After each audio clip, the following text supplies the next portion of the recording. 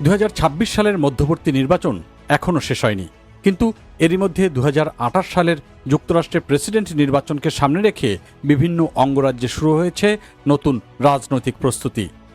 Democrat ও Republican এই দুই দলই নিজেদের রাজনৈতিক সুবিধা নিশ্চিত করতে কংগ্রেসের নির্বাচনী এলাকার সীমানা পুনর্নির্ধারণ বা রিডিস্ট্রিক্টিংয়ের সম্ভাবনা নিয়ে কাজ শুরু করেছে। বিশ্লেষকদের মতে এই লড়াই ভবিষ্যতে যুক্তরাষ্ট্রের ক্ষমতার ভারসাম্য নির্ধারণে গুরুত্বপূর্ণ ভূমিকা রাখতে পারে। যুক্তরাষ্ট্রের নির্বাচনী এলাকার সীমানা এমনভাবে নির্ধারণ করা যাতে কোনো রাজনৈতিক দল বাড়তি সুবিধা পায়, আর সেটিকে সাধারণভাবে বলা হয় জেরিমান্ডারিং। গত বছর প্রেসিডেন্ট ডোনাল্ড ট্রাম্প রিপাবলিকান নিয়ন্ত্রিত কয়েকটি অঙ্গরাজ্যকে নতুন করে কংগ্রেসীয় মানচিত্র তৈরির আহ্বান জানিয়েছেন। এর জবাবে ডেমোক্র্যাট নিয়ন্ত্রিত কয়েকটি রাজ্যও নিজেদের পক্ষে মানচিত্র পুনর্গঠনের উদ্যোগ নেয়। সম্প্রতি সুপ্রিম কোর্টের একটি রায় ভোটাধিকার আইন বা ভোটিং রাইটস অ্যাক্টের কিছু অংশকে দুর্বল করে দিয়েছে। ফলে দক্ষিণাঞ্চলের বেশ কয়েকটি রিপাবলিকান রাজ্যের জন্য নতুন করে নির্বাচনী এলাকা পুনর্বিন্যাসের সুযোগ তৈরি হয়। নতুন মানচিত্রের প্রভাব প্রথম দেখা যাবে চলতি বছরের মধ্যবর্তী নির্বাচনে। রিপাবলিকানদের ধারণা, এসব পরিবর্তনের ফলে তারা যুক্তরাষ্ট্রের প্রতিনিধি পরিষদে অতিরিক্ত 10টি পর্যন্ত আসন পেতে পারে।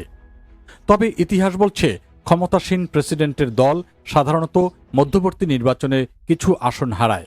এছাড়া সাম্প্রতিক বিভিন্ন জরিপে প্রেসিডেন্ট ট্রাম্পের জনপ্রিয়তা কমে যাওয়ারও ইঙ্গিত পাওয়া যাচ্ছে। ফলে ডেমোক্র্যাটরাও বেশ আশাবাদী। এদিকে অ্যাসোসিয়েটেড প্রেস এপির প্রতিবেদনে বলা হয়েছে, নিউ ইয়র্ক এরই মধ্যে 2028 সালের আগে নতুন করে রিডিস্ট্রিক্টিংয়ের পথ খুলে দিতে সাংবিধানিক সংশোধনের প্রথম ধাপ সম্পন্ন করেছে। মেরিল্যান্ডেও বিশেষ অধিবেশন ডেকে ভোটারদের সামনে নতুন প্রস্তাব আনার আলোচনা চলছে। এছাড়া কলোরাডো, নিউ জার্সি এবং ভার্জিনিয়াতেও একই ধরনের উদ্যোগ নিয়ে আলোচনা শুরু হয়েছে।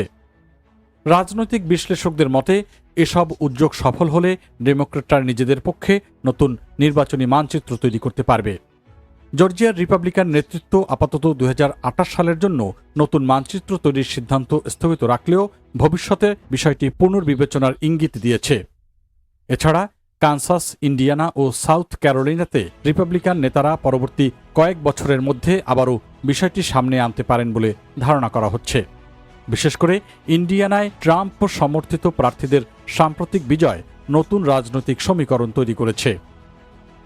অন্যদিকে মিনেসোটা, পেনসিলভানিয়া এবং উইসকনসিন এই 3টি রাজ্যের রাজনৈতিক নিয়ন্ত্রণ 2026 সালের নির্বাচনের পর পরিবর্তিত হলে কংগ্রেসীয় মানচিত্রেও বড় ধরনের পরিবর্তন আসতে পারে।